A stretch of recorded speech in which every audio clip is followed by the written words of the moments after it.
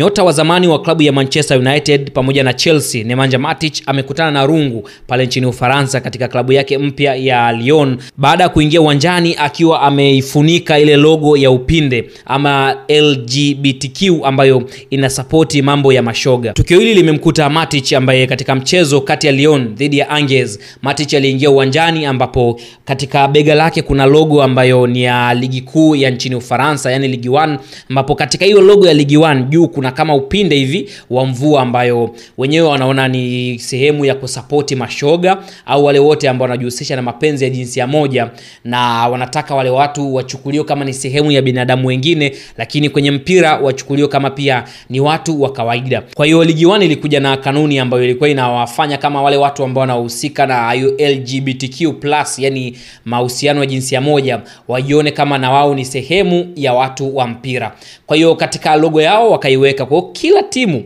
inapovaa jezi katika ile michezo ya Ligue 1 pale Ufaransa, inakuwa na ile logo ya Ligue 1 ambapo kwa juu inakuwa ina ile ishara ya upinde wa mvua ambayo inaashiria ishara ya ushoga. Kwa hiyo Nemanja Matic wakati anaingia katika mchezo huo kati ya Lyon dhidi ya Angers, alifunika ile logo kwa kutumia, naweza kusema ni kama bandage nyeupe hivi, ili isionekane ile sehemu ambayo ina upinde wa mvua, lakini baadaye alikuja kuchukuliwa hatua. Ligue 1 wenyewe kwenye statement yao wamesema Nemanja Matic ni Mkristo na pia katika Ukristo haya mambo hayapingwi sana tofauti na Uislamu. Kwa hiyo ndio maana wakasema wamemfungia na ataanza kutumikia adhabu yake katika msimu mpya wa ligi ambao utaanza msimu wa mwaka 2025 kuelekea msimu wa mwaka 2026.